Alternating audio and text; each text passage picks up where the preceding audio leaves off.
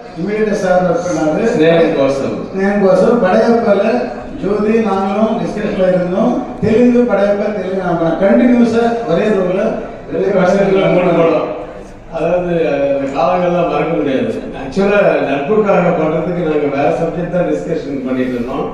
அப்போ ஒரு நாள் ஜோதி வந்து சொல்லும் போது ஒரு லைன் சொல்றாப்புல, இது வந்து என்ன ஒரு மாதிரி டிஃப்ரெண்டா இருக்கு, என்னோட டைப் ஆஃப் ஃபிலிமா இருக்கு, நான் இந்த மாதிரி எமோஷனல் டிராமா ஃபேமிலி சப்ஜெக்ட் தான் பண்ணேன், அது மாதிரி இருக்குன்னு சொல்லி அப்பாட்ட சொல்லி அதுக்கப்புறமா அவர் அந்த படத்துல ஃபர்ஸ்ட் படத்துலயே கலை ஜோதி கிருஷ்ணான்னு போடுற அளவுக்கு பெருசா வளர்ந்தாரு. அதோட நான் விடல. அதுக்கப்புறம் அந்த காலங்கள் வேற, இப்போ வந்து காலங்கள் மாறி இருக்கு.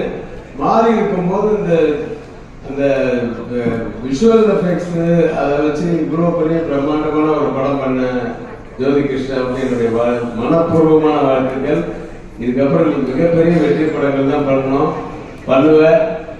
அடிக்கடி சொல்லிட்டே இருப்பேன், சீக்கிரம் கல்யாணம் பண்ணுங்க, லைன் மாறுன்ட்டு. அப்புறம் கல்யாணம் ஆச்சு, குழந்தை பிறந்துருச்சு, இந்த படமும் ரிலீஸ் ஆக போகுது. எல்லாமே சேஞ்ச் தான்.